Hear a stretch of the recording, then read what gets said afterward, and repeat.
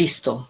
Hoy, 7 de julio del 2021, vamos a desarrollar nuestra quinta clase sobre principios del derecho ambiental. Advirtiendo que, como pueden observar en esta imagen, la Tierra es un punto blanco pequeño en la Vía Láctea. Y en ese contexto, nosotros, modernamente, nos sentimos dueños de eso que está ahí, de esa bola celeste con manchas blancas llamada Tierra. Y nosotros hemos sido responsables directos de la extinción de muchas especies debido a nuestras prácticas económicas, culturales, sociales, que justamente son objeto de interés en un curso que busca mitigar esos impactos, controlar esos impactos, prevenir esos impactos y evitarlos sin que eso implique dejar de satisfacer necesidades humanas. No está de más recordarles que, de acuerdo a estudios del OCDE, la Organización para la Cooperación y el Desarrollo Económico, sobre políticas públicas de conducta empresarial responsable hechas al Perú, hay unas recomendaciones que nos ha efectuado. Y aquí quisiera que Leonor nos recuerde la primera recomendación que nos hace, que está asignada con el número 1. Por favor, Leonor. Sí, profesor.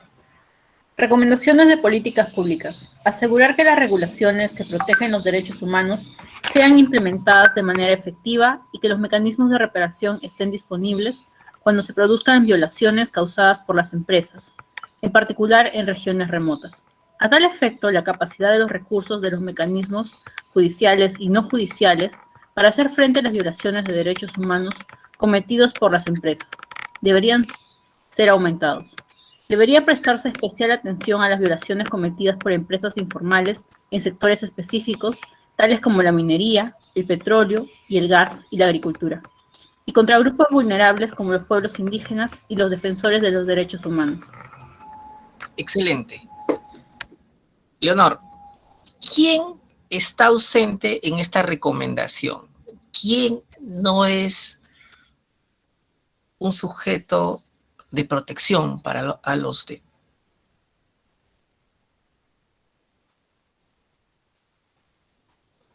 Como los que vimos en la clase pasada acerca de la madre tierra y el agua, disculpe, ¿podría ser?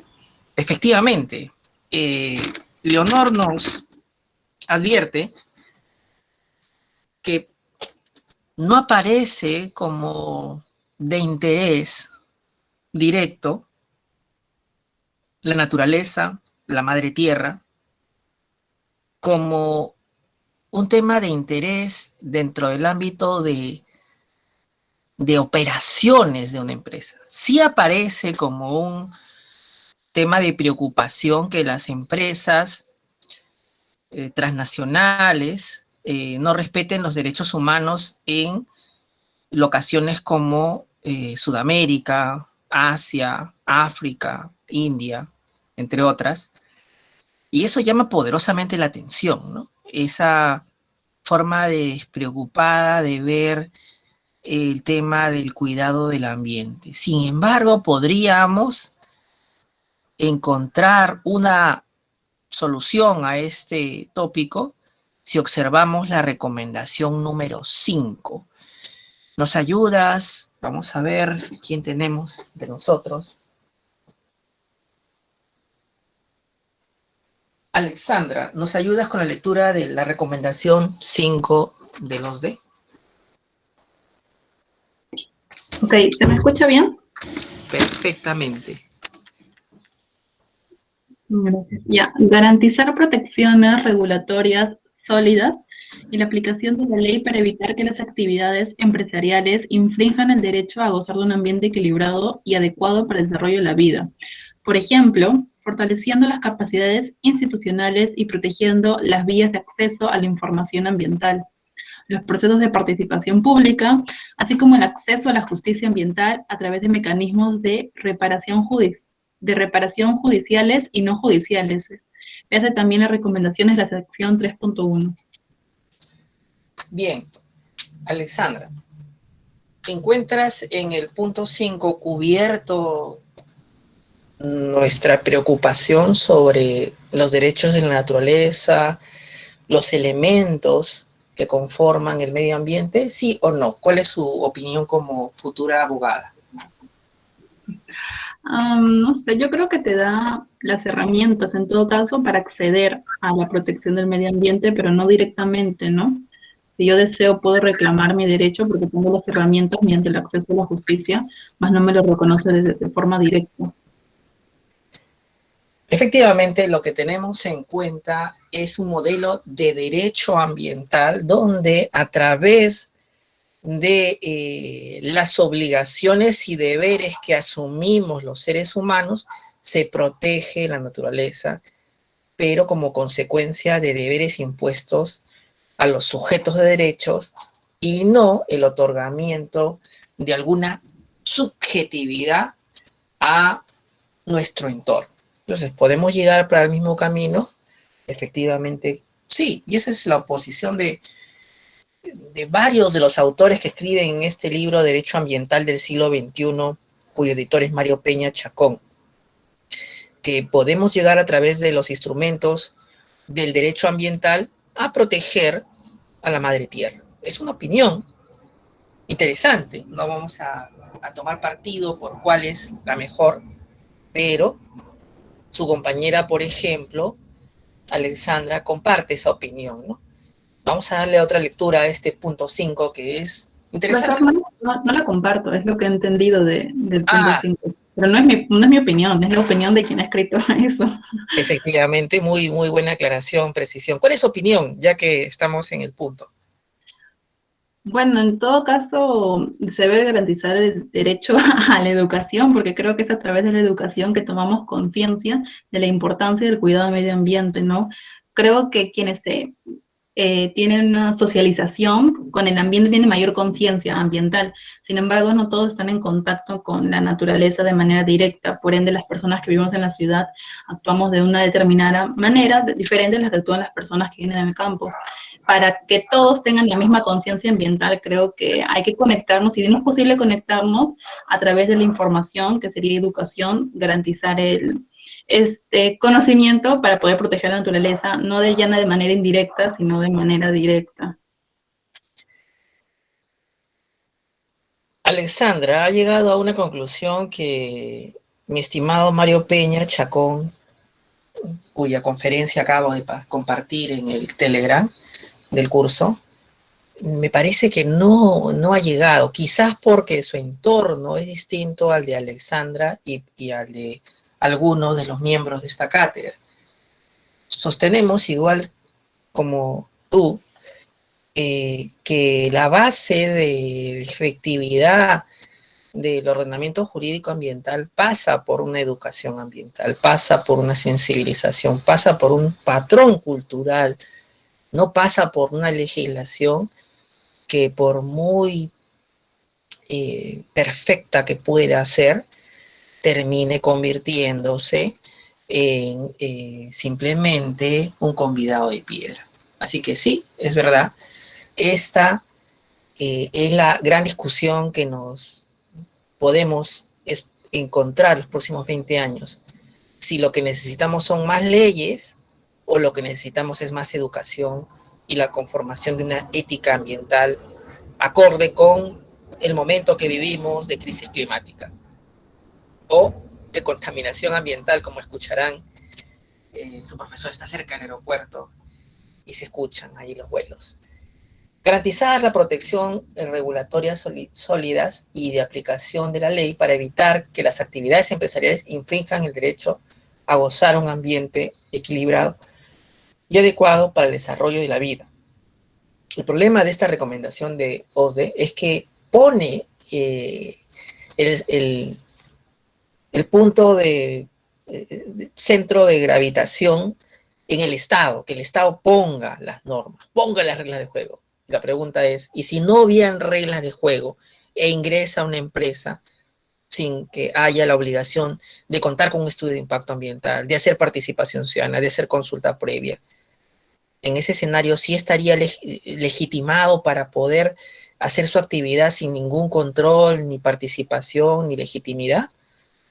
Nosotros pensamos que no. Creo que aquí el OSDE pone la obligación en el Estado, le da la pelota, pero olvida que la pelota va rotando también hacia la empresa y también a la sociedad civil y también a la academia, que hay una obligación de todos, porque sin un ambiente adecuado tampoco empresa podría existir.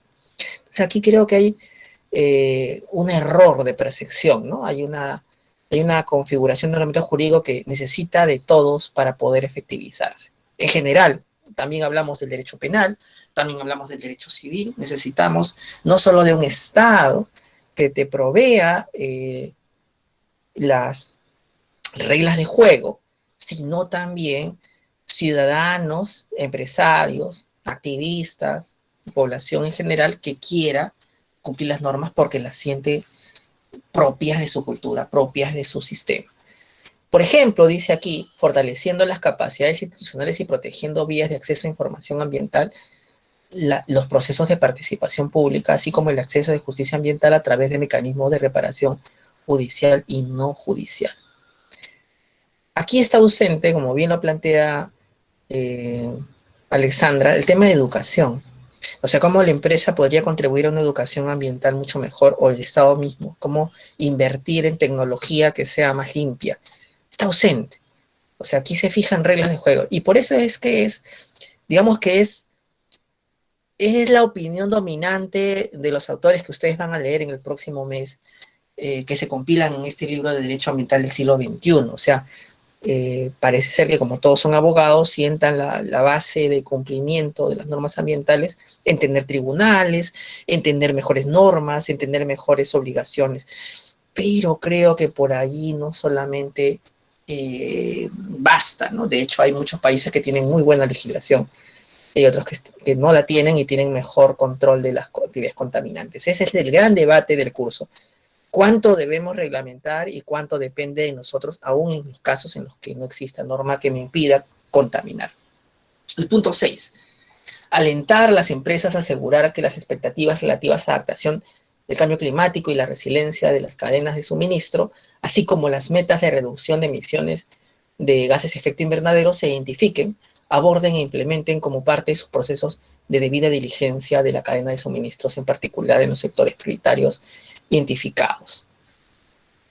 Ahí está lo interesante, que cuando se trata del tema de cambio climático, ahí sí le ponen un acento a la empresa. Sin embargo, cuando hablas de gases de efecto invernadero, hablas de una serie de errores previos en gestión ambiental que han sucedido. Por ejemplo, no tener un buen estudio de impacto ambiental, por ejemplo, no actualizar tu estudio de impacto ambiental, por ejemplo, no hacer una buena participación ciudadana, por ejemplo, no financiar comités de vigilancia ambiental. O sea, me parece que la recomendación de OSDE es una recomendación para un Estado europeo o norteamericano, pero no para uno sudamericano, donde nuestra institucionalidad ambiental es tan precaria que pensar como primera opción el tema de medidas de adaptación a cambio climático no es la fórmula. Ahí creo que tenemos que calibrar. No digo que no lo hagamos, de hecho está bien que se ponga, pero hay un orden de cosas. Si no tengo una buena gestión ambiental, ¿de qué medidas de cambio climático podría estar hablando? El punto 7, me gustaría que nos acompañe Fabricio Ferro López, dándole lectura de esta recomendación que nos da el OSDE. Sí, profesor, a ver. Incentivar a las empresas a asegurar que el cambio climático, la biodiversidad y los derechos ambientales sean tomados en consideración en sus procesos de debida diligencia, en particular al identificar y abordar riesgos e impactos ambientales negativos. ¿Qué piensa usted? ¿Eso es posible en el Perú? ¿Cree que es viable? ¿Cree que ya se está cumpliendo? ¿Cuál es su opinión?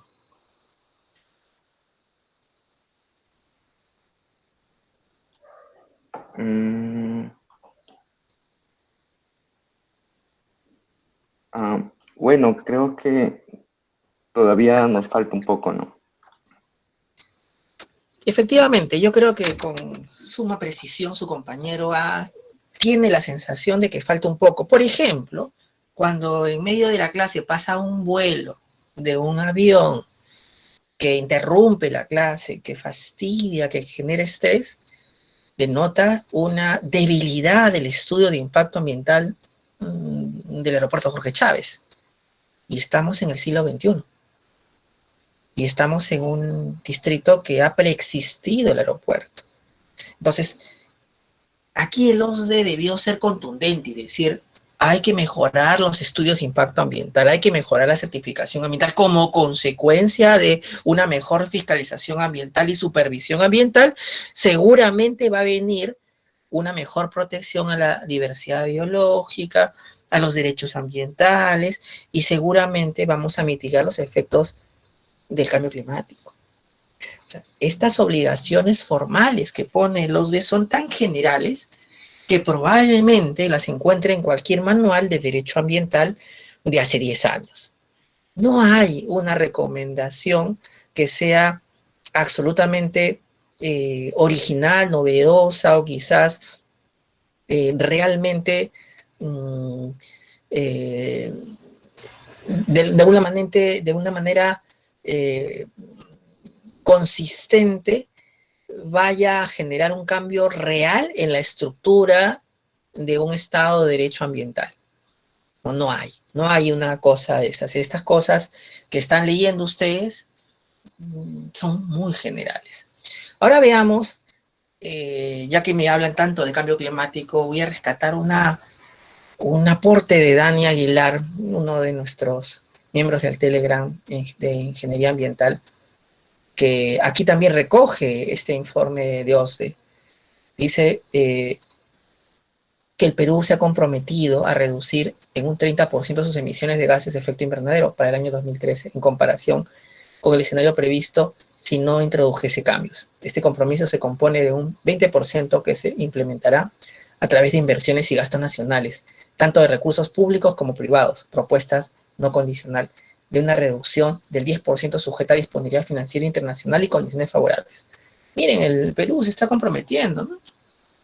Pero el Perú es uno de los grandes países emisores de gases de efecto invernadero. ¿Usted piensa eso, Marilé?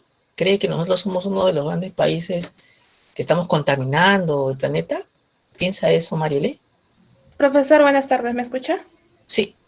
Perfecto. Bueno, yo creo que hay otros países que son mucho más industrializados, que definitivamente contaminan más, y no dudo mucho que seamos el país que más contamina en todo el mundo. Alexandra Garrido interviene y dice, no, más del 5% de gases de efecto invernadero emite el Perú. No, no llegamos ni al 5%, creo que es menos, 3 punto algo. Hasta yo me acuerdo en el 2014, por ahí, no tengo el dato seguro, pero no emitimos casi nada. Efectivamente. Y el propio OSDE lo dice, las emisiones de gases de efecto invernadero en el Perú son bajas debido a la disponibilidad de energía hidroeléctrica y de gas natural, cuya importancia en la combinación energética del país ha aumentado constantemente durante la última década. O sea, nosotros no somos los grandes responsables del cambio climático ni quienes los vamos acelerando. ¿Quiénes son? China, Estados Unidos, la Unión Europea, la India, Rusia, Japón.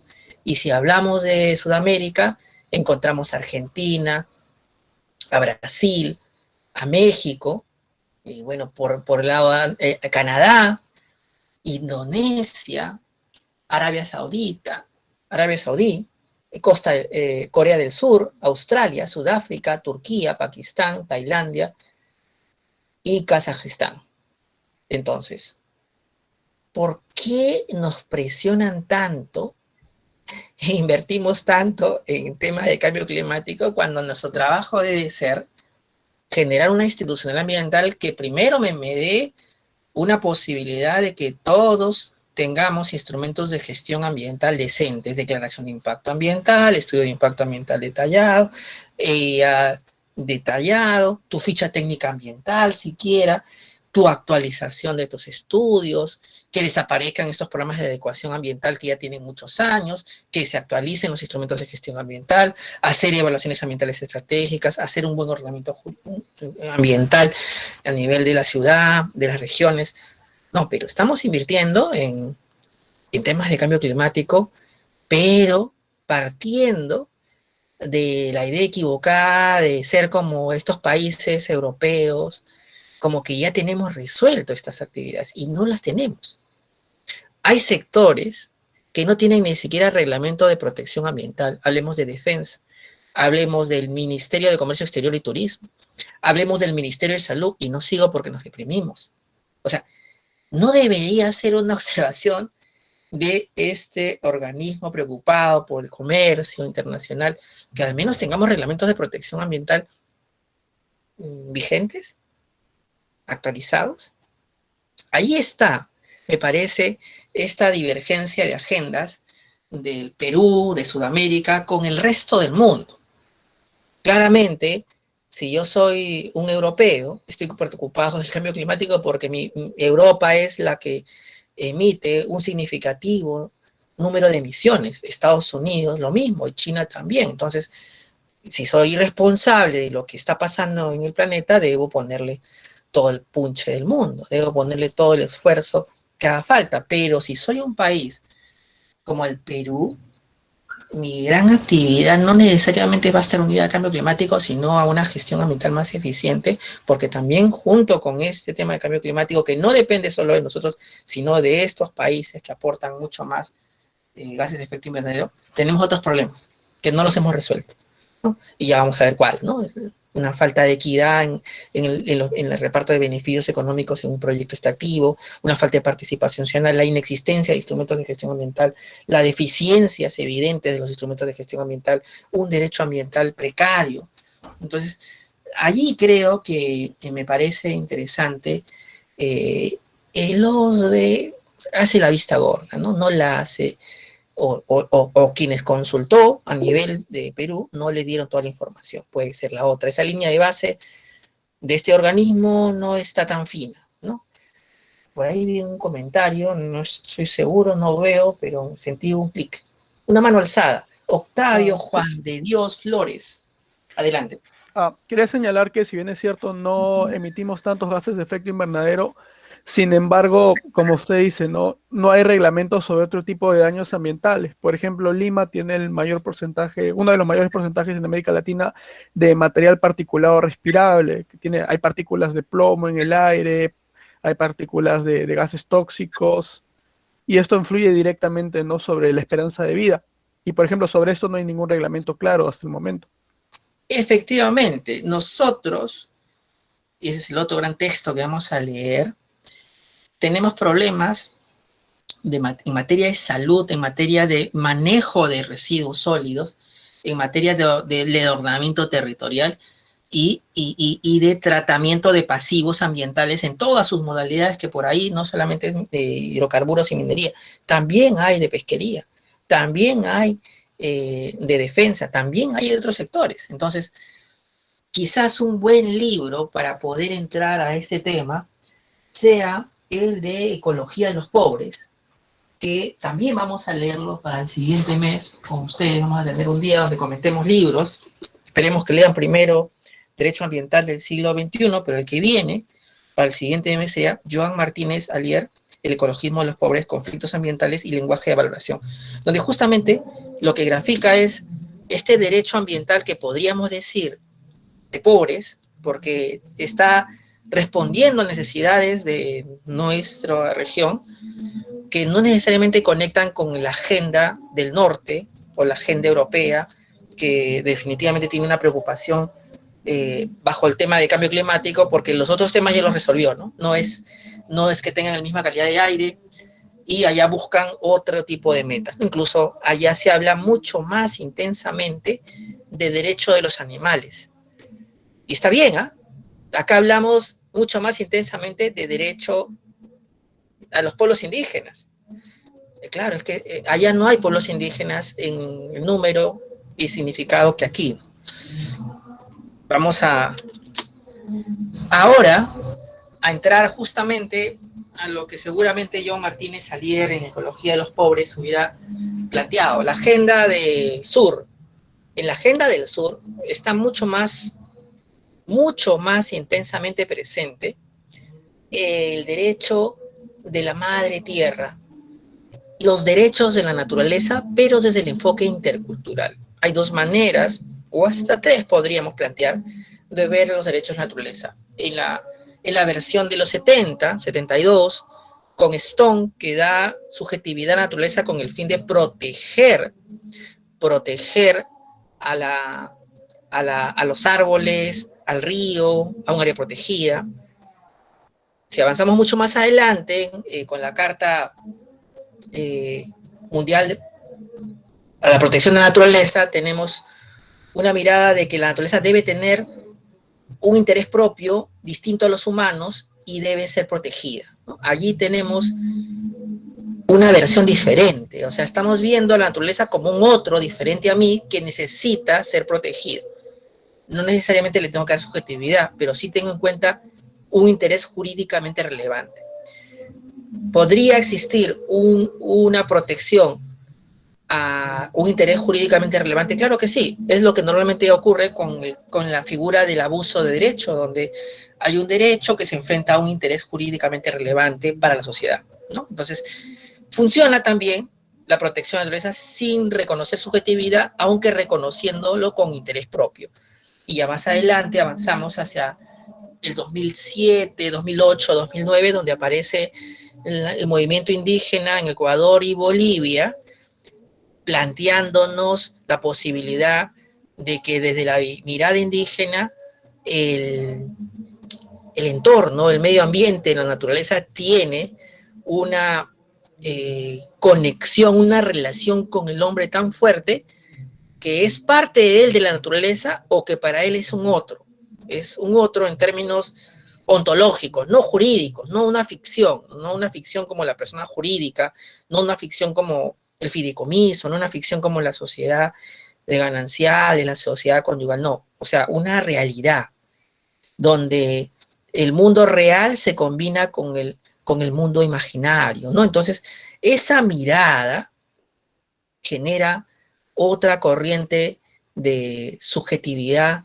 de la naturaleza. Y junto con esa mirada, yo diría una cuarta, que es aquella, y aquí anoto a los que escriben este interesante, de verdad interesante libro, estamos hablando de la vanguardia del derecho ambiental, que escriben, vamos a señalar algunos que ustedes van a leer, algunos que aquí escriben y que tienen, aquí está Rafael González Bayar, Mario Peña Chacón, José Rubén Morato Leite, Ricardo Crespo Plaza, ¿no? En este Derecho Ambiental del siglo XXI, este texto, y ustedes notan que efectivamente ellos construyen una posibilidad de subjetividad del derecho a la naturaleza sobre la base de una ética ambiental de proteger nuestra diversidad biológica y de no tener derecho a destruir ecosistemas, a destruir la diversidad biológica, a destruir la naturaleza,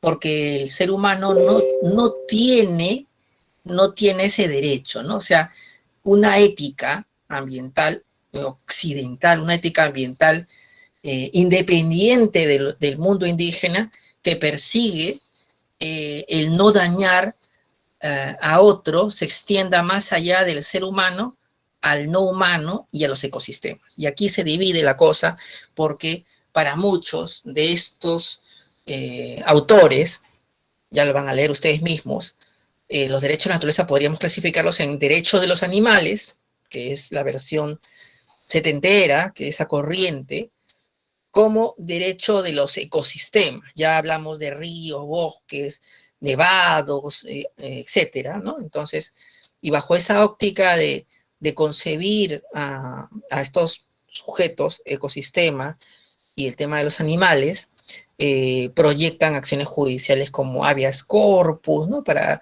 retirar un animal de un zoológico y llevarlo a su hábitat natural, o conservar un río que a su vez conserva diversidad biológica.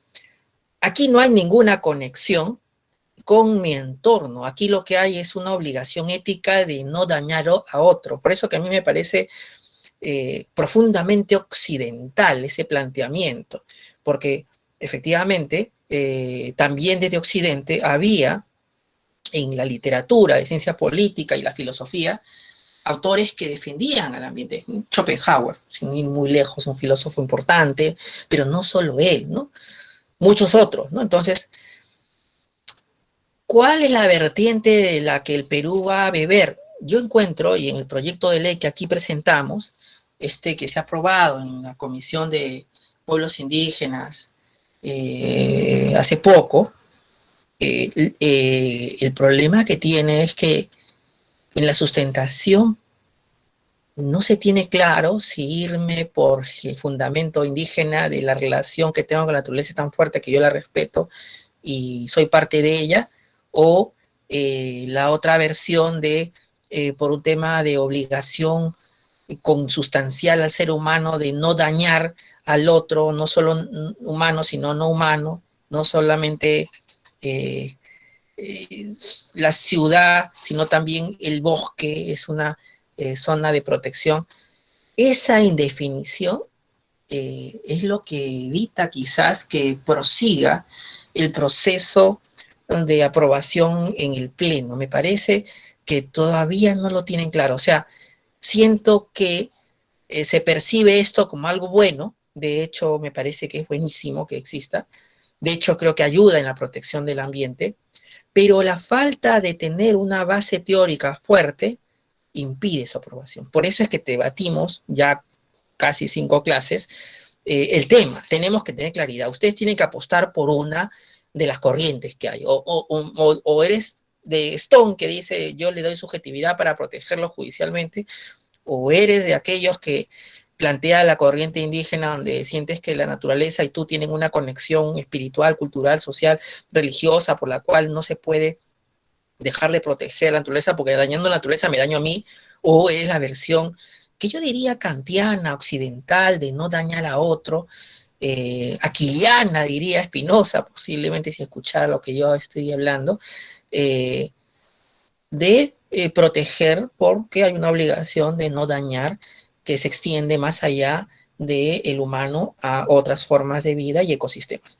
Esa en definición es la que nos encontramos, mis estimados y apreciados sanmarquinos. Tenemos que generar una doctrina que consolide, que fusione, o que se desmarque, o que tome a una, pero no podemos tenerlo todo. Mi estimada Alexandre, no sé si usted cree en el matrimonio, pero supuestamente en el Código Civil dice que te puedes casar con una persona, pero no con 3, ¿no? Todavía no existe la poligamia. Ya no discutamos si el sexo son el mismo sexo o diferente sexo, pero yo creo que cualquiera de las vertientes siempre es común, son 2 personas. No tengo una conexión a internet, no sé si se me escucha. Adelante, te escucho. ¿Querías intervenir? Pensaste que te preguntaba algo. Solo retóricamente, mi estimada Alexandra. Entonces, eso es lo mismo que nos ocurre cuando revisamos los fundamentos de una teoría de derechos de la naturaleza, que tenemos en este momento que tomar postura o generar una cuarta corriente que plantee un fundamento para darle o no subjetividad a la naturaleza. La pregunta más importante quizás de esta tarde, noche, es, ¿pero es importante darle subjetividad a la naturaleza? ¿Es relevante? Y eso depende, te diría yo, porque si para ti la naturaleza es un otro, éticamente te es imperativo reconocerlo subjetivamente como, y vamos a poner el tema de la unión civil como de aquellos que tienen una opción sexual distinta a la de nosotros, que quieren celebrar el matrimonio entre personas del mismo sexo. Ellos podrían tener de alguna manera una existencia en sentimientos y unas formas de proteger su patrimonio sin necesidad de recurrir a la unión civil, pero quieren ese reconocimiento. ¿Por qué? Porque quieren ser reivindicados, quieren ser reconocidos, quieren ser respetados. Esa es la misma razón por el tema de los derechos de la naturaleza y la subjetividad. Más que necesitar la subjetividad, es una reivindicación, es un reconocimiento, es una visibilización. O sea, no es necesariamente por las consecuencias jurídicas, sino por el reconocimiento social que se busca los derechos de la naturaleza. Como también probablemente se busque la unión civil. O sea, me parece que en eso se parecen mucho estas dos formas de derecho emergente, que no están completamente consolidadas, pero están ahí pugnando. Y la respuesta en ambos casos es esa, porque la pregunta que haría algún detractor diría, ¿hay otras formas de lograr el mismo objetivo? Sí, claro que sí, hay otras formas, no es la única. ¿Pero por qué elijo esta? Por reivindicar, por visibilizar, por reconocer, ¿no? Entonces, algunos dicen por eso, no necesitamos de los derechos de naturaleza y la subjetividad porque con el derecho ambiental tradicional podemos proteger, sí. Pero la gente quiere más. La sociedad quiere más. Quiere una revaloración. Quiere construir una ética. Quiere construir una nueva educación ambiental. Y eso pasa por un poco hacer este gesto, ¿no? De subjetivizar la naturaleza. Y es lo que no tenemos, por eso el contexto en el Congreso ni nuestra sociedad todavía no está madura para que en el Perú discutamos esto. De hecho, creo que 5 clases en el Perú dadas de Derecho a la Naturaleza es una barbaridad. Probablemente muchos por eso se han ratificado. Pero creo que hay que ser vanguardista y creo que es el momento de darlas porque ya estamos empezando a discutir de un tema que va a ser gravitante en los próximos 20 años. ¿No? No vamos a hablar de 5 o 10 años. Los 20 años que vienen, mucho de lo que conversamos ya se habrá definido. Y veamos qué dice al respecto la Comisión Interamericana de Derechos Humanos, Relatoría Especial sobre Derechos Económicos, Sociales, Culturales y Ambientales. Y aquí yo quisiera que despierten y vean qué versión, qué corriente están siguiendo, ¿no? Porque uno no puede seguir todas a la vez. Uno suele seguir una o dos, y cuando no hay definición, pues termina tu argumento diluyéndose, ¿no? Hay que ser firme en el cuanto de partir de una premisa inicial y terminar con una consecuencia que sea más o menos coherente, ¿no? Y eso es lo que vamos a ver si ocurre aquí, ¿no? Aquí se señala que en tal sentido el Redesca destaca y comparte plenamente la jurisprudencia consultiva y contencioso de la Corte Interamericana, afirmando el carácter autónomo del derecho al medio ambiente, así como su protección implica de los componentes del medio ambiente, tales como bosques, ríos, mares y otros, como intereses jurídicos en sí mismos. Veamos. Ya dicho lo anterior, ¿qué corriente está siguiendo Redesca? Hasta ahí, hasta ese párrafo, mi estimada Galía Arlet. ¿Qué corriente crees que esté siguiendo? La procesalista de Stone, de darle subjetividad para que se proteja judicialmente, esta otra occidental de reconocerle subjetividad para darle una mayor protección en general, no solo procesal, o la indigenista, que hay un relacionamiento de igual a igual y de parte a todo con la naturaleza. ¿Cuál crees que esté siguiendo? Bueno, cuando se refiere a los componentes del medio ambiente, bueno, está más relacionado, ¿no?, a la segunda corriente. Efectivamente, nosotros sostenemos que nuestra cobertura de jurisprudencia internacional, incluso hablamos de Colombia, incluso hablamos de Argentina, la propia Corte tiene una concepción de derechos de naturaleza fundamentalmente, yo diría, digamos, si Kant existiera y tuviera un derecho ambiental que dictar, sería este, ¿no? De no dañar a la naturaleza como una obligación consustancial en el ser humano, entendida como bosque, río, mar, y esa consecuencia trae una mejor protección. Supera la versión de Stone, que era sumamente procesalista, sí, pero es alejada del movimiento indígena que tiene otra razón, que tiene un buen vivir, ¿no? Una razón cultural, ¿no? Que escapa del plano meramente ético, pero al occidental, ¿no? Y sigamos, por ello Redesca saluda la decisión de incluir en el debate, vamos al 35, que ahí he leído algo que puede ser interesante. Igualmente constata la tendencia de algunos países de la región a reconocer la personería jurídica a la naturaleza por vía de ordenamientos jurídicos y sentencias judiciales nacionales.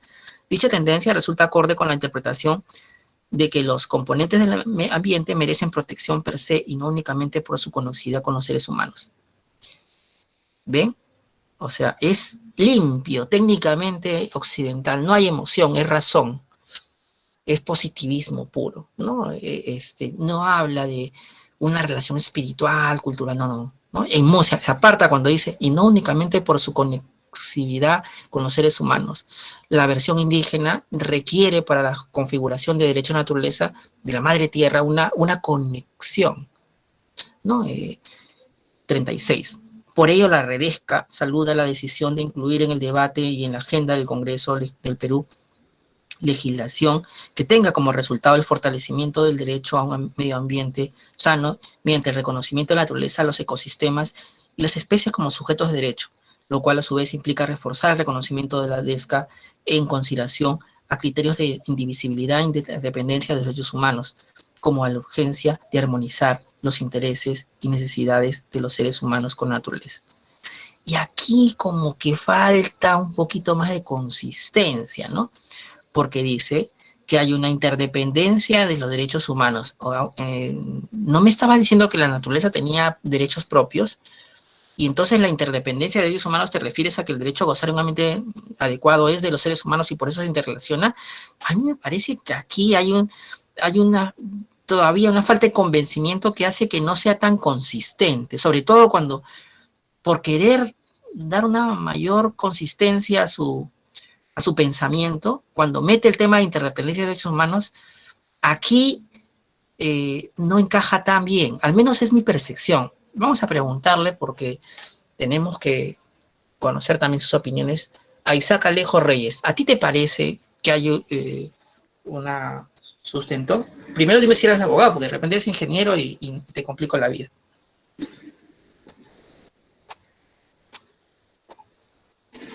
A ver, doctor, sí, estudio Derecho.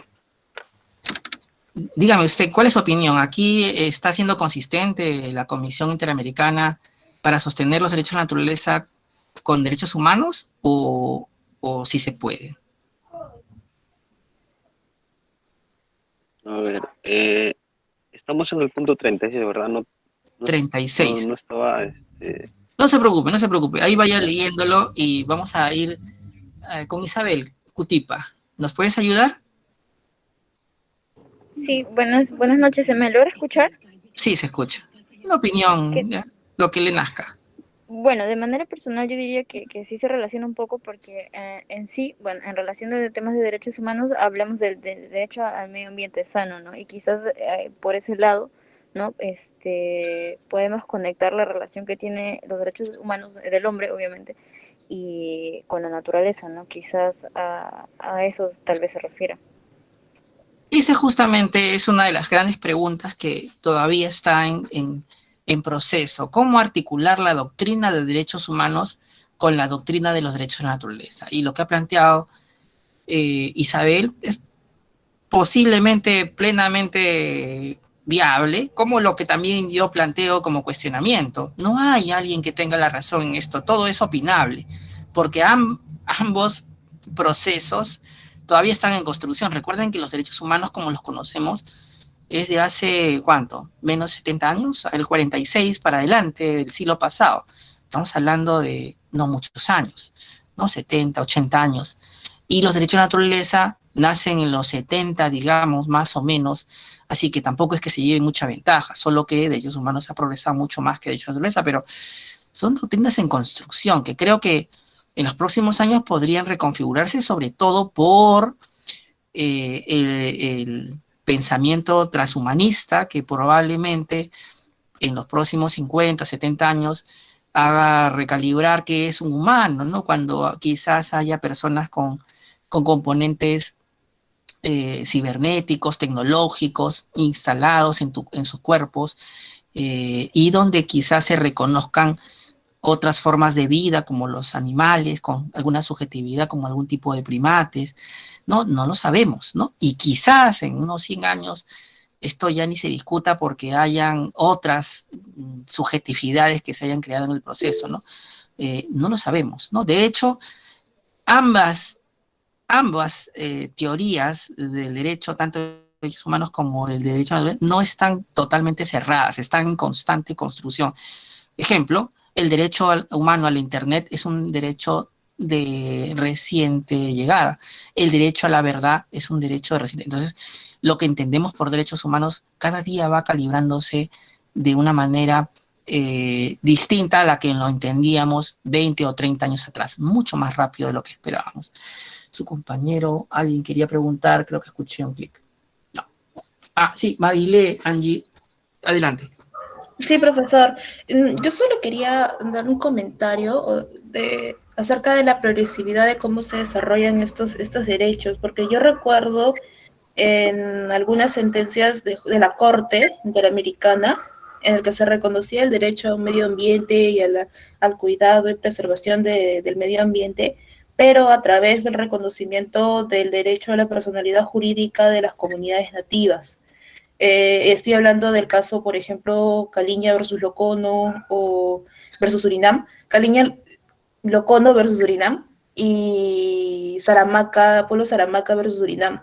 Yo recuerdo que en esas sentencias había ese reconocimiento previo de las comunidades para una posterior reconocimiento de los derechos ambientales a los que ellos tenían acceso. Y sin embargo, o sea, yo entiendo que bajo esa óptica ellos siguen la corriente indígena o indigenista, pero ya haciendo un parangón con lo que he mencionado hoy día, es como que ha habido un cambio, se podría decir, o ha habido una evolución o involución tal vez. Es un buen caso el que plantea usted, porque la jurisprudencia sobre pueblos indígenas, medio ambiente, consulta previa y participación, la corriente dominante en la Corte Interamericana es proteger la naturaleza a través de la protección de derechos indígenas.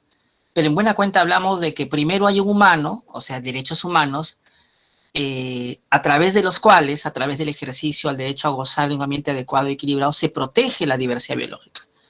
La pregunta sería aquí, ¿y qué pasa con un área como la gran dorsal de Nazca, donde no hubiera ningún humano y solamente hay diversidad biológica? ¿Allí cómo haría para poder aplicar esta tesis que se fundamenta en el tema de naturaleza, pero teniendo la necesidad de la existencia de un hombre que pueda afectarse o que pueda ejercer un derecho? Este es el problema que también tienen otras instituciones, como por ejemplo en el ámbito penal las consecuencias accesorias. Si no tengo un condenado en el proceso penal, no pueden haber consecuencias accesorias. Y por lo tanto tampoco podría haber reparación civil, porque requiero a alguien que esté siendo imputado y procesado. No puede la persona jurídica, por más que éste haya sido perteneciente a su organización, ser condenada en un proceso penal si no hay un procesado. Lo mismo pasa con esta teoría que la jurisprudencia de la Corte Interamericana ha desarrollado muy bien, donde el pueblo indígena, a través del pueblo indígena y el ejercicio de sus derechos, a identidad étnico-cultural, a medio ambiente sano y equilibrado, a consulta previa, se protege diversidad biológica. Y si no hubiera un pueblo indígena en la zona que se está buscando proteger de contaminación de petróleo, de una actividad minera que es altamente nociva para un ecosistema frágil, ¿podría protegerlo? Y allí justamente encuentro yo algunas razones por las cuales debemos independizar los derechos de la naturaleza de los derechos humanos, porque no necesariamente siempre va a haber un humano afectado. Y cuando no hay un humano, un indígena afectado, va a ser bien difícil la fundamentación y la argumentación y la generación de una teoría que sea sólida. Mientras aparezca el componente humano, sea indígena o completamente insertado en la sociedad mayoritaria, no habrá problema. El problema es cuando no la hay. Y allí te pones en el ejemplo de que en Estados Unidos, por ejemplo, cuando haces explotar una bomba atómica en los 70 en un desierto, no estarías afectando el derecho a un ambiente adecuado y equilibrado, porque se pueden haber tomado todas las medidas adecuadas para no afectar a ningún humano por los próximos 100 años, pero todo el ecosistema que está allí va a desaparecer.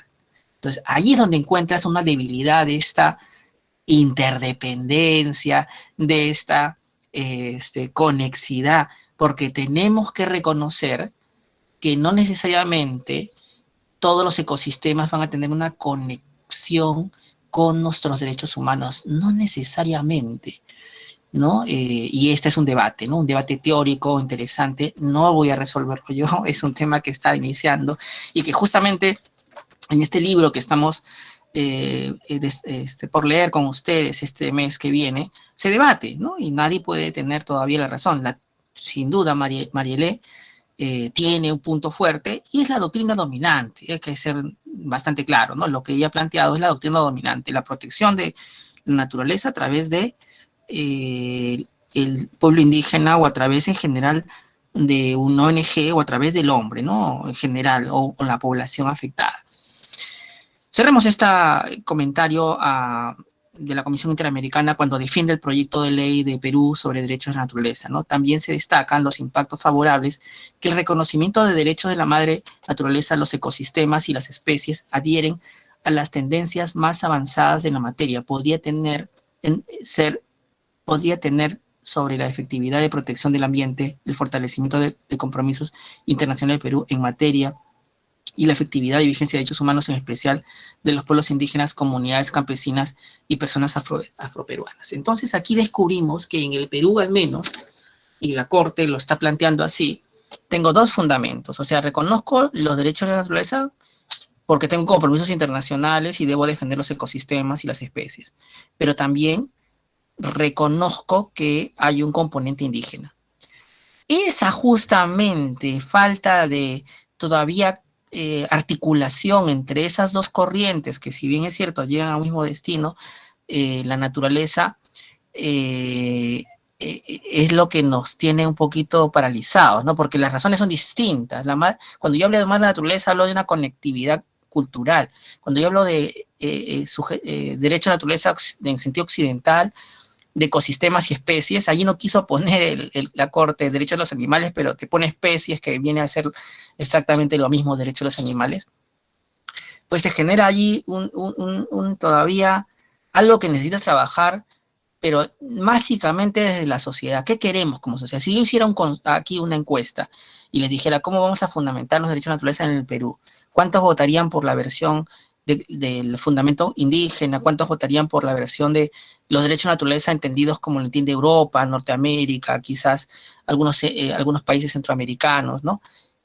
¿Cuántos votarían por ese modelo? Ni cuántos votarían por un modelo híbrido, ¿no? El problema del modelo híbrido es que todavía no nos explican las conexiones que hay entre el derecho a madre naturaleza y ese derecho de los animales y derecho a la naturaleza entendido como no dañar a ecosistemas y a otros no humanos. Esa articulación me parece que está faltando y por eso es que no termina de convencer el proyecto. De hecho, la sociedad aún no se siente preparada, por eso es que aún ni siquiera han salido a las calles a reclamar la aprobación de esta norma, ¿no? Está como allí, es algo bueno, queremos que ocurra, pero no se sabe bien las razones, ¿no? Ese es el punto en que nos encontramos y yo quería dejarles bien planteado ese tema. Ahora, nos encontramos en el Congreso de la República, ustedes son asesores técnicos y legales y piden opinión al Servicio Nacional de Áreas Protegidas por el Estado y va a responderle si es viable o no reconocer derechos a la naturaleza en el Perú. Y la respuesta que te da, vamos a abreviar, José Carlos Nieto Navarrete, Benjamín Lauchión, Erika Rojas Alegría, que son expertos en áreas protegidas. Se supone que las áreas protegidas, allí lo que conserva es diversidad biológica. Por lo tanto, ellos tienen un mayor acercamiento a la protección y conservación de la diversidad biológica, y por lo tanto uno entiende que deberían estar cercanos a la tesis de derecho a la naturaleza en versión occidental, no indígena, ¿no? A la versión kantiana, como yo lo quiero llamar. Y acá dice lo siguiente, ¿no? En cuanto a la exposición de motivos, se precisa que la propuesta se deriva, 3.24 estoy leyendo, se deriva de los avances de la jurisprudencia del Tribunal Constitucional, se citan diversas sentencias, como la recaída, la 042-2004 y etc., más no precisa su prevalencia sobre cualquier actividad humana o derecho adquirido. Entonces, el gran debate en el Perú sobre la implantación del derecho a la naturaleza es que esto puede afectar o limitar el ejercicio de actividades económicas, extractivas o desarrollo de infraestructura, y que podría afectar derechos adquiridos. Esta es la gran objeción de Perú. Entonces, estoy entendiendo bien lo que significa el derecho a la naturaleza, porque si lo entiendo desde el punto de vista que hemos conversado, que es no dañar a otro que no es humano, pues no tendría de pronto necesariamente que ser incompatible con no desarrollar actividades, porque podría desarrollar actividades, pero tratando de no dañar de manera insoportable los ecosistemas, ¿no? Como ocurre con el derecho a la vida cuando transito con mi vehículo y todos los demás también y pongo en riesgo el derecho de vida, pero hay reglas de tránsito que impiden que se afecten demasiado o de manera irrazonable. Entonces, ¿es verdad esta percepción que tiene? O sea, me parece que no hay una comprensión de lo que son los derechos de naturaleza, ni en el Estado, ni en los proponentes completamente, porque no acaban de plantear qué quieren, y derechos adquiridos, ¿no? O sea, ya yo quiero que sea la derechos de naturaleza, pero no quiero que nada de lo que está ya vigente cambie. No, pues, si reconozco un nuevo ordenamiento, un nuevo componente del ordenamiento jurídico, algo tendría que cambiar, si no, ¿cuál sería la diferencia? Es como crear un área protegida y mantener todas las actividades económicas sin moverse, aunque sea un parque nacional, ¿no? No tiene forma de existir cumpliendo sus objetivos de conservación. El derecho a que este medio ambiente se preserve, más no sitúa la protección de los derechos de la madre naturaleza por sobre la actividad humana y derechos adquiridos. Lo que está planteándonos aquí es que la Constitución del Perú no reconoce derechos de la naturaleza, sino reconoce derechos humanos. ¿Es verdad eso? Y la verdad es que sí. El artículo 2 del numeral 22 dice, tienen derecho las personas, o sea, los humanos, a gozar de un ambiente adecuado y equilibrado. Es verdad. Pero, cuando voy leyendo ya el capítulo de aprovechamiento de recursos naturales, hay uno que habla sobre promover conservación de la diversidad biológica, de donde podría desprenderse los derechos de naturaleza. Así que es a medias, o sea, es debatible. Como derecho constitucional para la persona, pareciera que de ahí no se desprende. Pero de esa promoción a la conservación de la diversidad biológica podría ser. No está claro. No somos como Ecuador, donde el derecho de naturaleza están consagrados de manera categórica, o como en Bolivia, donde la ley de madre tierra te dice claramente si están. Conclusiones de este informe. Las conclusiones son, y quiero que me acompañe en la lectura del 4.3, su compañera Melchorita, ¿nos acompañas con la lectura del 4.3?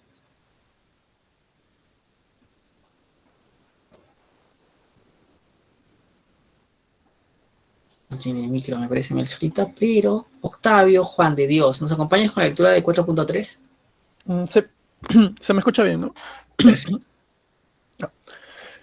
Nuestra institución considera trascendental la protección al medio ambiente, la cual debe realizarse en concordancia con el fin de nuestra Constitución, persona humana, que a su vez también prioriza la conservación de las áreas naturales protegidas y los recursos naturales como patrimonio de la nación, contándose con normas orientadas a proteger, conservar y restaurar los ecosistemas, sus especies y servicios ecosistémicos, fomentando la seguridad jurídica y buscando una relación armónica entre el ambiente, los recursos naturales y el desarrollo del ser humano y su entorno. Por lo que consideramos que el proyecto es inviable. ¿Cuál es su opinión, ya que ha terminado la lectura, Octavio? ¿Está de acuerdo con la opinión del CERNAP de que no hay que reconocer los derechos de la naturaleza porque no están consagrados en nuestra Constitución? ¿Eso es un fundamento suficiente? Ahí el detalle es que ellos están tratando de operar desde la legalidad vigente, y bajo la legalidad vigente la Constitución no permite aún, me parece, porque solamente habla del derecho a un ambiente sano, pero no detalla cuál es la importancia de la naturaleza frente a otros derechos. Y este es el problema, ¿no? Si estuviera mencionado de una forma más directa, podría ayudar a una mejor interpretación, ¿no? Yo aquí considero que de lo que se debería recomendar más bien es una reforma de la Constitución, pero no sé si eso se puede recomendar por este medio. Quería cerrar con Octavio, que ha hecho una buena reflexión. Pregunta, Octavio. Nuestra Constitución en cuanto a derechos humanos es números apertus o números clausus. Apertus. Entonces, no obstante que no esté expresamente consagrado los derechos de naturaleza, podría ser que una ley los cree y la Constitución los reconozca en la medida que no es limitativa ni prohibitiva de creación de derechos humanos, o eso es impensable en nuestro ordenamiento jurídico peruano. No, sí es viable. Sí es viable. A mí personalmente me parece que sí. ¿Y algún país que usted recuerde que ha hecho eso, que hemos mencionado en la clase pasada, que no tenía en su constitución los derechos de naturaleza, pero por ley crea los derechos de la madre tierra? Estados Unidos mencionó el caso de unos árboles, de un bosque, y que Disney quería hacer ahí tipo un Sí, un bien. parapente, sí. Estados Unidos, es verdad, Estados Unidos no lo tiene en su constitución, bien. Y también Bolivia. Bolivia no lo tiene en su constitución, tiene ley de madre tierra, tiene hasta una defensoría de la madre tierra, que todavía no se implementa, pero digamos la tiene. Entonces, el caso boliviano y el caso incluso de Estados Unidos, donde se debaten estos derechos, muestra que no necesariamente tenemos que consagrar en la Constitución. Definitivamente sería muy bueno hacerlo, debería hacerlo. Pero el hecho que no exista un derecho en la Constitución como el derecho humano al Internet no quiere decir que yo no tenga un derecho humano al Internet en plena pandemia y en plena educación virtualizada. Entonces, creo que hay que ser mucho más flexibles, pero sí me parece que más allá de la vocación legalista del CERNAP de responder con la observación del proyecto, también hay una cultura ahí persistente en los funcionarios públicos bastante, de alguna antropocéntrica, ¿no? Y no están, digamos, no lo hacen de mala fe, lo hacen culturalmente porque a eso están habituados, ¿no? A rechazar la subjetivización de la naturaleza y hay un temor, y ese temor me parece se funda, y volvemos a lo que planteamos, a que se vayan a afectar actividades económicas o a que se vayan a afectar derechos adquiridos. O sea, sus razones son utilitaristas, Octavio, no son razones de fondo, son utilitaristas. O sea, si yo le convenzo que no se va a afectar su actividad humana ni sus derechos adquiridos, va a decir, sí, normal, porque no va a cambiar lo que yo quiero. O sea, parece ser que eso es el gran temor de Perú en muchos de los sectores, por los cuales no quieren aceptarlo, ¿no? Pero más allá de esta discusión de corte jurídica, también hay que ver un soporte antropológico, ¿no? Si yo fuera a los ríos amazónicos a estudiar a los pueblos indígenas, aquí les tengo un informe, este informe es del 2015, totalmente oficial y citable, donde el Ministerio de Cultura estudió la relación entre el río con los pueblos indígenas en el ámbito de un proyecto como de hidrovías amazónicas, descubriría que hay una relación entre el pueblo indígena y su territorio. Así, por ejemplo, dicen los pueblos indígenas en el ámbito del proyecto manejan una noción de territorio comunidad conformada por diferentes espacios, los cuales no se encuentran necesariamente separados, sino que son un continuo de espacios entretejidos y estrechamente interrelacionados. Es así que el río forma parte de lo que es percibido como territorio. Resulta coherente en ese contexto que el territorio sea frecuentemente representado como una maloca de donde uno entra y sale, o que los rituales, intercambios y ceremonias sean entendidos también como manejo territorial, donde las relaciones de ida y vuelta unen y entretejen espacios, personas, volviéndose dependientes de uno y otro. A partir de lo enseñado, resulta ilustrativo el siguiente testimonio de un poblador de pueblo Yine. Nuestro territorio lo conforma todo: el río, el agua, el aire, el monte, el cerro, todo lo que existe, eso es territorio Yine. Y aquí tenemos al costado un mapa de todo el proyecto de hidrovía amazónica, que básicamente son todos los ríos amazónicos donde viven pueblos indígenas. Entonces, ¿no hubiera sido más conveniente fundamentar el proyecto de derecho de naturaleza en el Perú a partir de lo que bien planteó Marielé, que es el derecho indígena, donde la relación entre naturaleza y humano es tan fuerte que se fusiona. ¿No hubiera sido eso más difícil de pronto de observar? Porque sí está reconocido el derecho a la identidad cultural. Y hemos visto que en el caso de Bolivia, en su constitución, se reconoce ese derecho de identidad cultural y a partir de ese derecho se crea, se aprueba, se promulga la ley de la madre tierra. Entonces, quizás el camino de Perú esté por allí, siguiendo los pasos de Bolivia. Quizás sería mejor no occidentalizarnos en la fundamentación de la naturaleza y tomar lo que es autóctono, como es esta relación. Y vamos a fundamentarlo con pruebas. Ojo, todo lo que los traigo acá son informes de trabajo, son informes del Ministerio de Cultura, por ejemplo, y el anterior del CERNAP. La gente del agua y las sociedades subacuáticas. Acompáñame en esta lectura breve, mi estimado Paolo Alvarado. ¿Puedes leer este pequeño texto?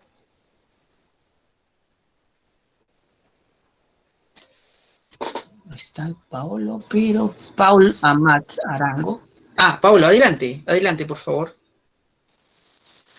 Buenas noches, profesor. A ver, ok. Dentro de los mundos en los que se divide el universo, los pueblos indígenas en cuestión están incluidos espacios acuáticos, los cuales son habitados tanto por plantas y animales que uno conoce, como por otra serie de seres llamados también gente del agua.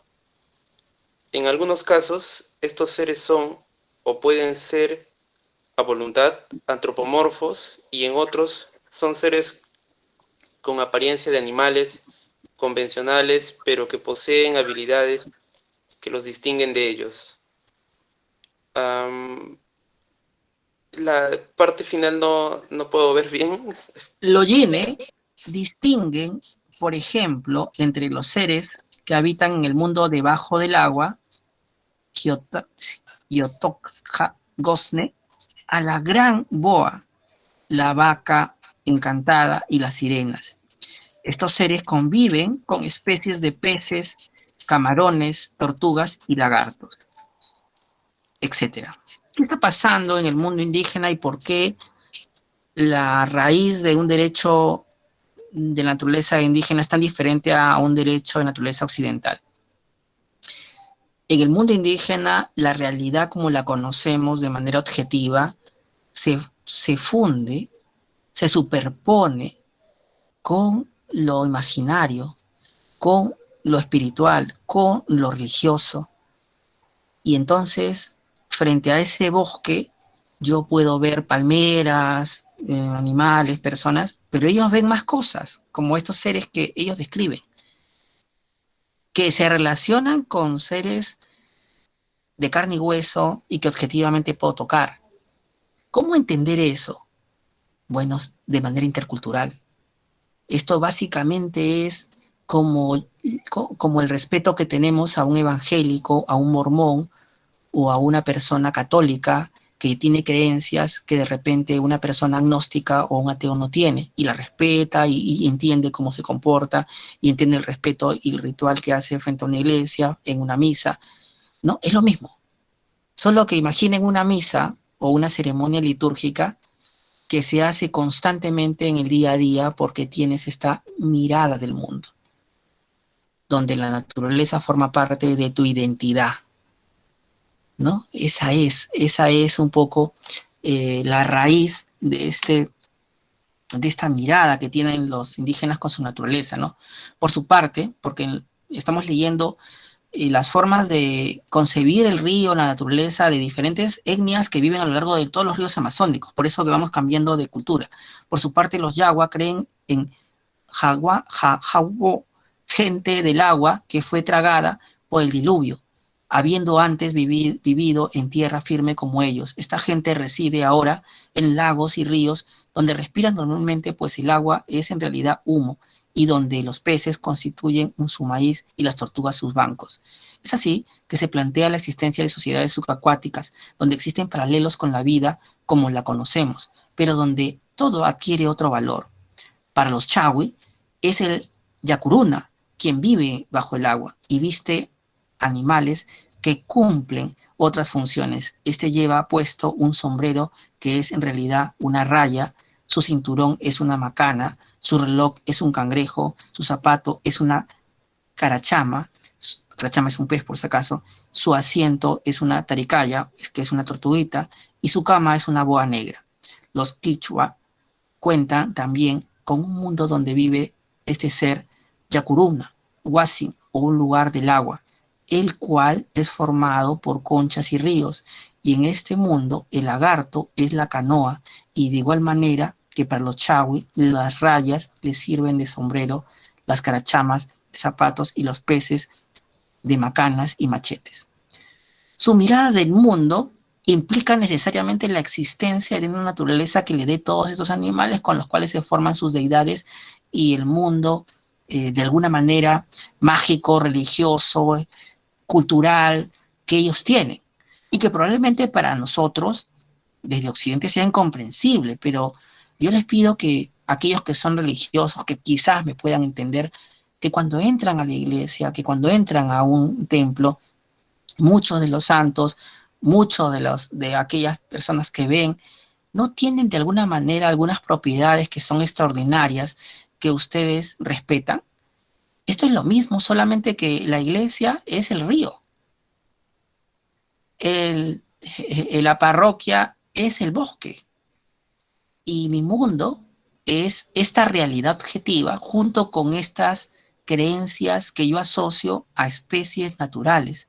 En otras culturas no hay tiempo, los animales son hermanos, son parientes míos. Esa forma de adherirse al medio ambiente es tan fuerte que la fundamentación de derecho a la naturaleza parte del derecho a la identidad cultural y no del derecho a un ambiente adecuado, que esa versión es de Occidente. ¿Ven? La raíz de los derechos de la naturaleza, dependiendo de qué cultura parte de un derecho humano distinto. Aquí digamos del derecho a la identidad cultural, pero en Europa, en Norteamérica, es derecho a un ambiente adecuado, equilibrado. Y así continuamos, ¿no? Relaciones animísticas con la fuerza de la naturaleza, ¿no? La creencia de que las distintas representaciones de la naturaleza cuentan con un espíritu es compartida por las poblaciones indígenas amazónicas. Para esta, los elementos de la naturaleza, entre los que se incluye el río, cuentan con madres o dueños, quienes se relacionan con los hombres, conservando así una existencia social que se evidencia a través de los mismos conceptos por los que son llamados e identificados.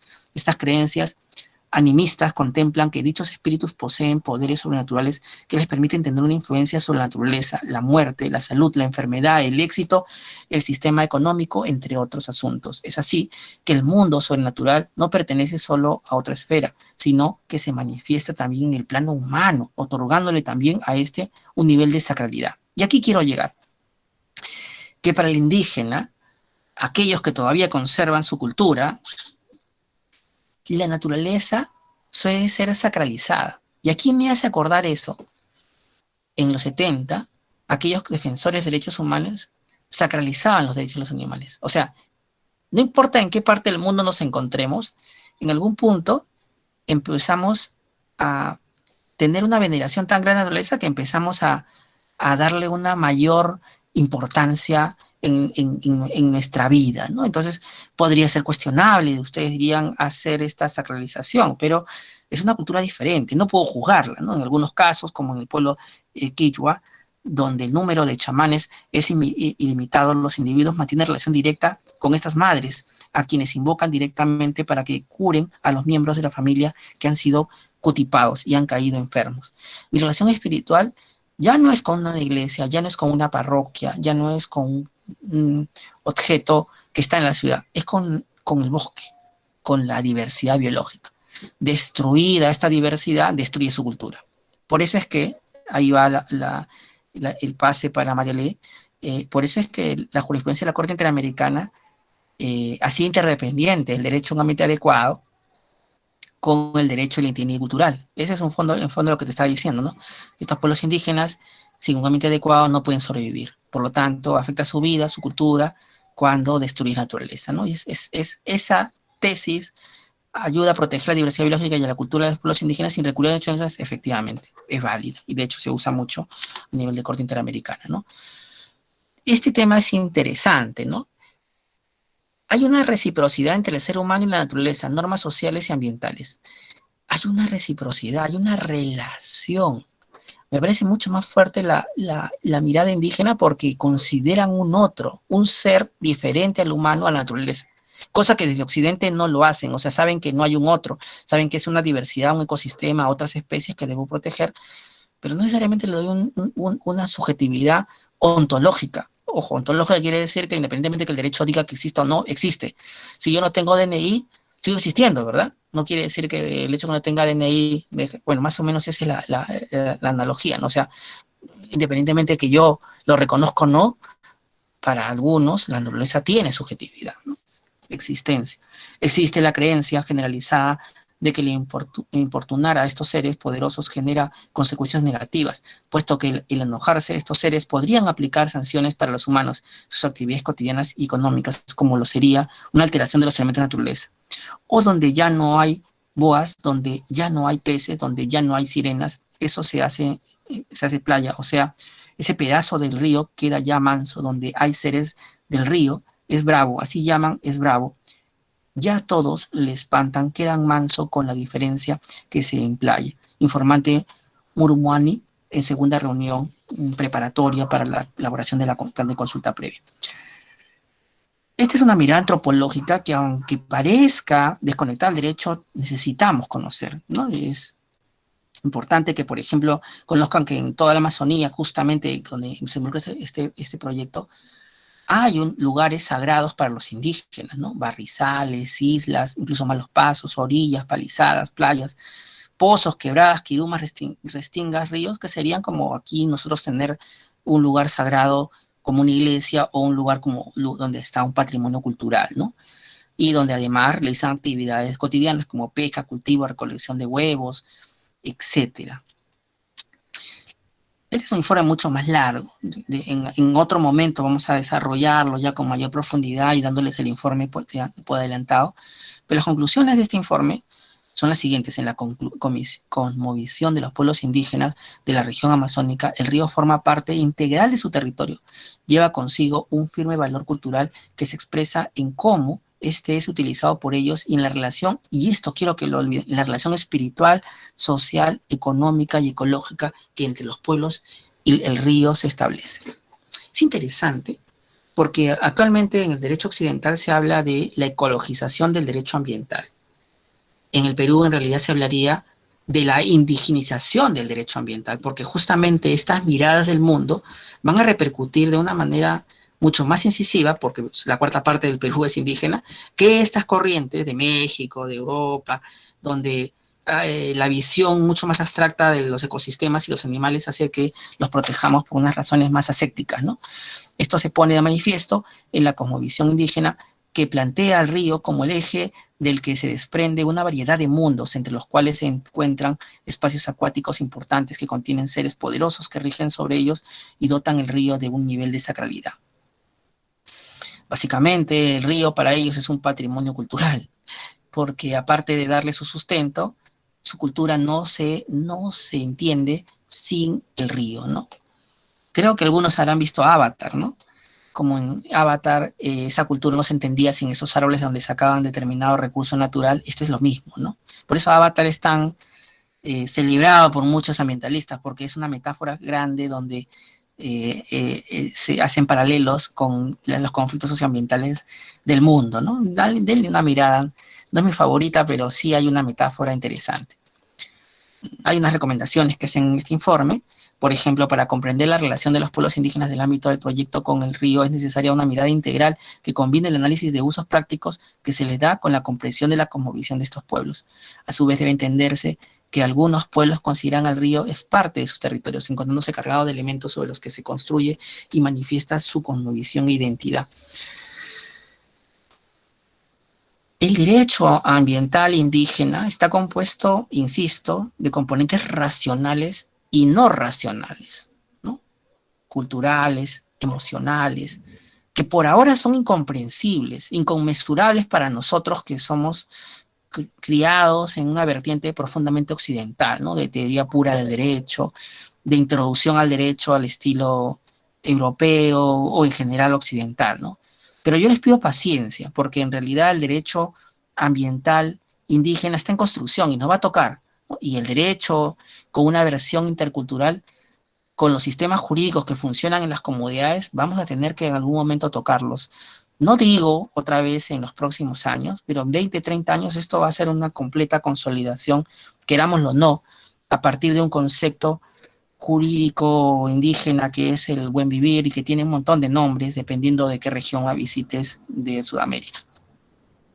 Aquí yo les extraje un dibujo de un amigo que es indígena que se llama Wilder Ayu, y aquí escribe en su idioma y también nos hace el favor de escribirlo en español, ¿no? Vamos a esperar que pase el avión mientras ven el dibujo de paso.